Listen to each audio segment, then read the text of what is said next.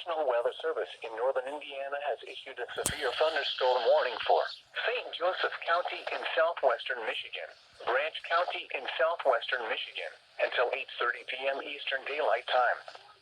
At 7:58 p.m. Eastern Daylight Time, severe thunderstorms were located along a line extending from 7 miles northwest of Colon to near Sturgis, moving northeast at 50 miles per hour.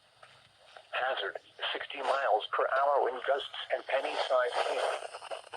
Source, radar indicated. Impact, expects damage to roofs, siding, and trees.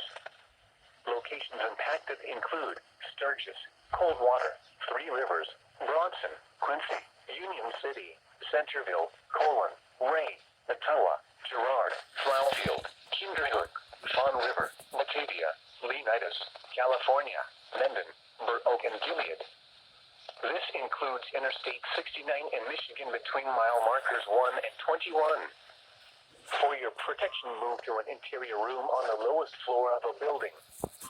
Torrential rainfall is occurring with these storms and may lead to flash flooding. Do not drive your vehicle through flooded roadways.